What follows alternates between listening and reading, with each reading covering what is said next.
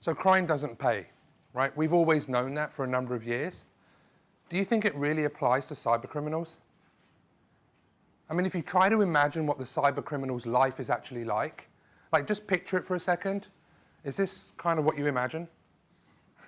I mean, anybody that saw the images of the Liberty Reserve team who'd established their operations in Costa Rica, this was kind of their life.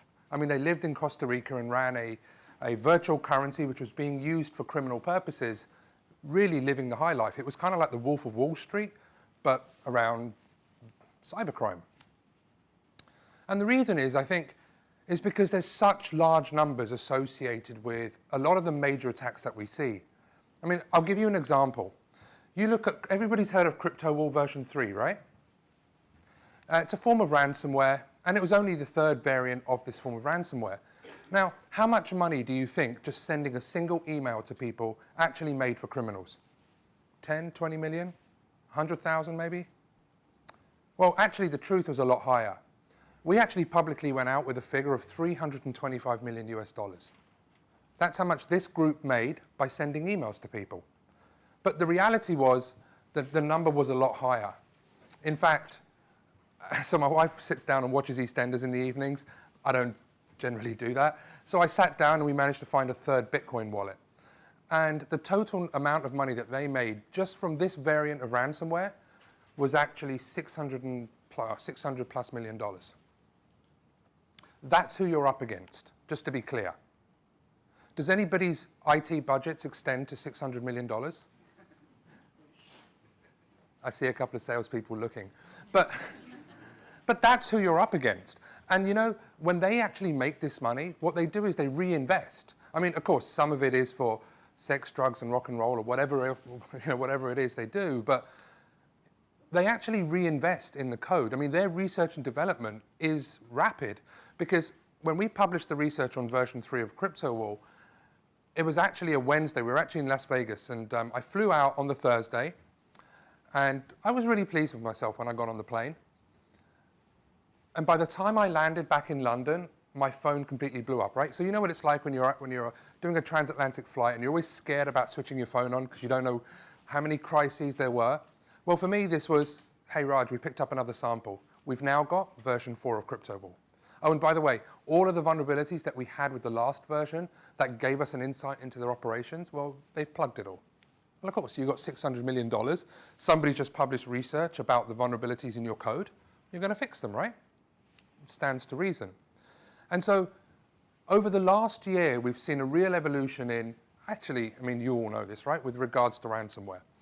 And in fact, what we're beginning to see is, and I think this began January 2016, whereby, whereas previously, like variants like CryptoLocker were very consumer-focused, now what they're doing is they're specifically going after organizations. I mean, the attacks on healthcare, I mean, everybody's heard of the issues in the UK, but actually that's global.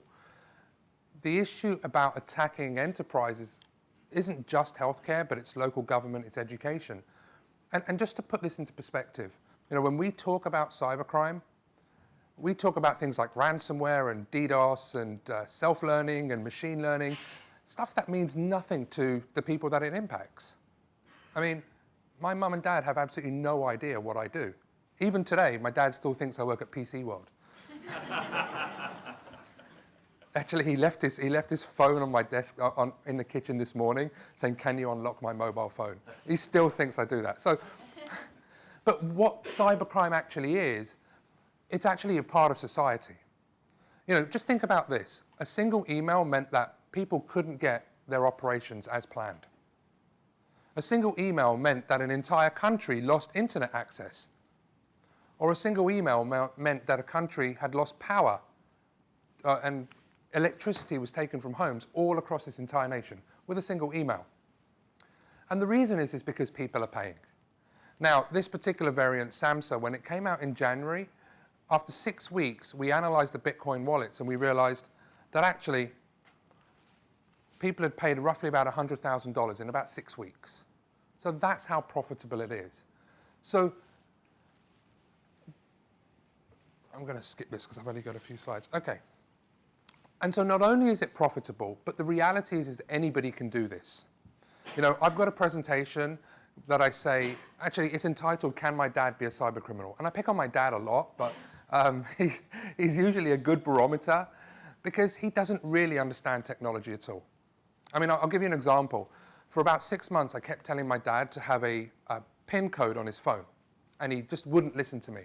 And then I kind of thought, well, okay, I've tried to tell you why you should do it, so I'm going to give you an example. So I took his phone, and I texted my brother, and I said, you're adopted, and you're not my favorite son. That's absolutely true. And for about 4 days, my brother didn't speak to me, and then I gave him a call, and I said, did Dad text you anything? And he went, yeah, very funny, Raj. But the reality is my dad could do this. I mean, it really is that simple. When we published a research paper called A Health Warning, where we talked about the sale of stolen medical data. And the majority of examples we had were all US patients. So I was asked by a journalist in the Netherlands, and he said, look, can you give me examples of Dutch patients? And I remember that evening, I had this homework to do from the journalist, and I thought, well, I can't be bothered. So I actually outsourced it to my 11-year-old daughter, who jumped onto the dark web, who basically got distracted because there were so many drugs and hitmen on. But that's how simple it's become. When an 11-year-old can go out and buy stolen medical records, or when she can go out and build her own ransomware variant. Because all you need now to be able to run your own ransomware variant is a means to pay. And in fact, now they're actually giving you tools to run this out free of charge. I mean, it literally is free to run your own ransomware campaign and target anybody you want to start getting paid. All you really need to do is just tell them where you want the money to be sent. I mean, that's pretty remarkable, right? And in fact, it's got so simple that some of these cybercrime tools and services, they actually offer you a free help desk. I mean, I'm seriously not kidding. If you don't know how to do cybercrime, there's some of these tools out there where the criminals will not only give you a free customer service chat window, but they'll give you service level agreements and money back guarantees if their malware doesn't work. It is literally that simple. So we see this happening all of the time. I mean, this is actually a diagram of what we call an affiliate program, whereby not only will they give you the tools, they'll also give you a management interface. I mean, think about that. You get a management interface which will determine how many people you've infected, how many people have paid. And in this example, you see that this particular individual's been paid 135 Bitcoin. What's the current price of Bitcoin? Around about £1,000, right? $1,000? That's a good return. That's a really good return. And all this person needs to do is just sign up to the service, sign up to the management console, and they see their money come rolling in. And the criminals create this management console so you can track your payments. So if you try to negotiate with these criminals, they genuinely don't care. And the majority, actually, we've managed to intercept a lot of the communications, which I'll show you. But you'll see that the majority of requests they get are, how can I use Bitcoin? But they really genuinely are uncaring. This is actually one we managed to take down not so long ago. And in this particular example, even threats of going to the police or Interpol, they didn't care. They're like, yeah, bring it on. I mean, they literally are that brazened in which even if you threaten to go to Interpol, they'll still demand payment. And in this particular one, there was sympathy, and then there was, may your children be cursed.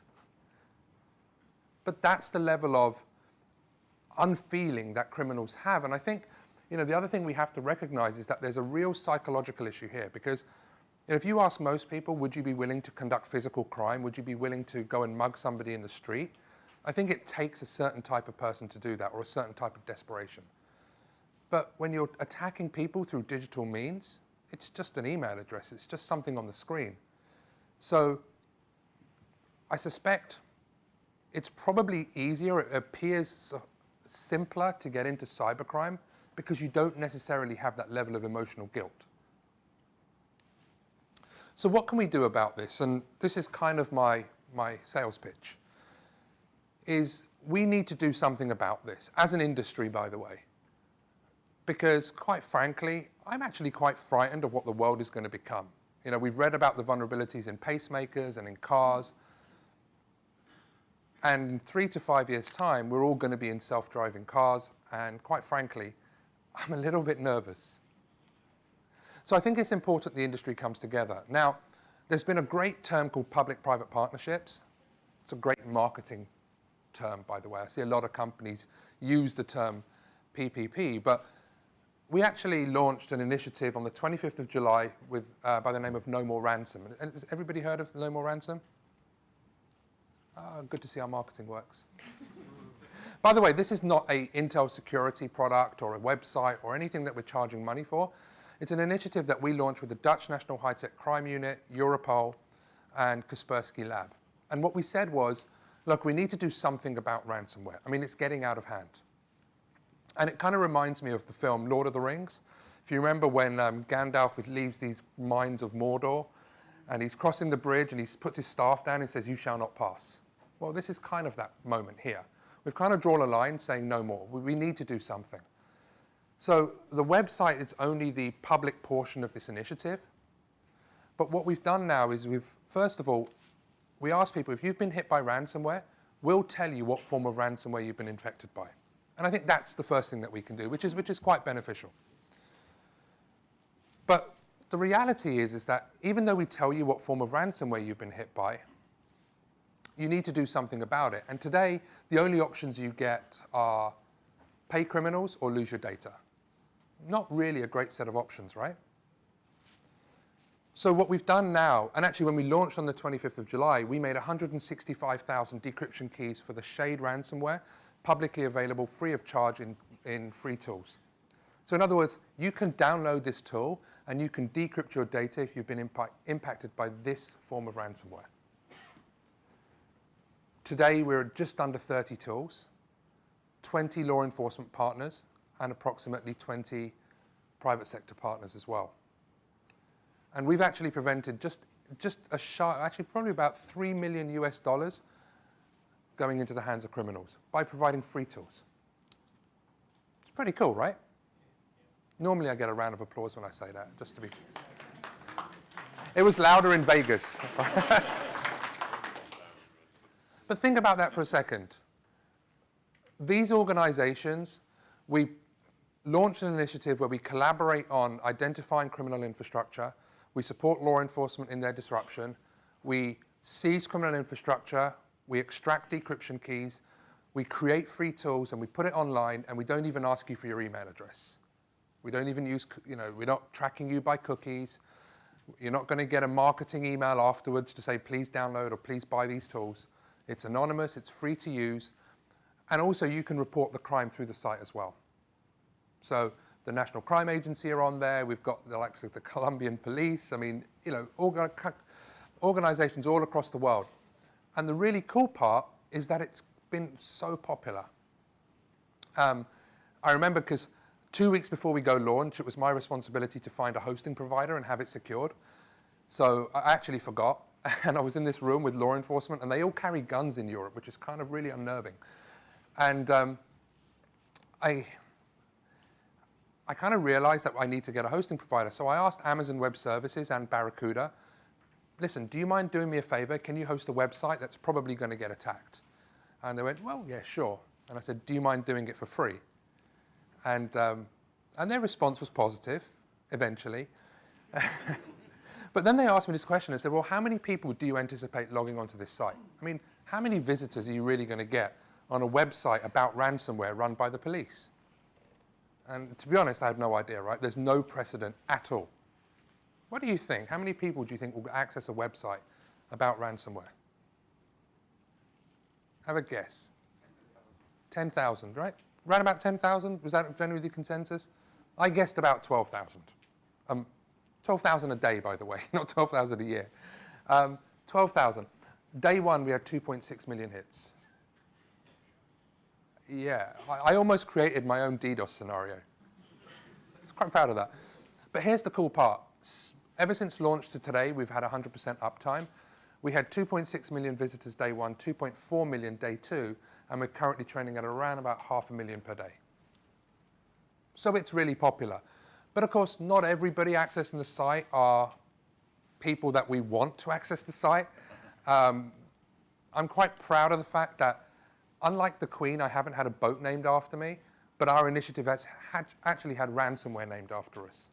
And one of the gang actually, and if you're unfortunate to be infected by this form of ransomware, it actually encrypts your file, and the file extensions it uses is No More Ransom. So we've actually had our own ransomware named after us. I don't know if that's a good thing or not. I'm going to take it, though. I'm going to take it as a win. So we've certainly angered them. They've certainly got upset. And in fact, in one particular instance, we've had just so much traffic just trying to disrupt the site. I think, you know, we're going to be talking at RSA in Asia Pac, and the title of the talk is, "We created the world's biggest honeypot and didn't even realize." Because that's what we have. In fact, one particular individual launched over 1 million attacks via a VPN to our third layer of protection. So, you know, the way that it works is we've got multiple layers of protection, and the first layer is where we get rid of a lot of the noise, second layer is where we get rid of more, and the third one is where actually they've been pretty good. And somebody launched 1 million requests to our third layer using a VPN service, and somewhat unnerving, the source IP address was about 3 miles from my house. So I don't know if that was a message or not. So if it is, if you're listening, we've got more coming for you. Bring it on. But that's what we're doing. We've stood up and we've developed a service free of charge. We've got the whole industry gunning for it, but this is where we need your help. Because the reality is that every single thing that you can think of every device that we've ever used is now getting an IP address. I mean, there's a proof of concept code where a pregnancy test will now live tweet the results. Absolutely true. Or an IoT toilet roll holder. And these devices coming online all of the time are horribly vulnerable. I mean, we actually plugged in a router, and within 60 seconds it was infected. And that was passive, by the way. We just plugged it in, and within 60 seconds it was infected with Mirai.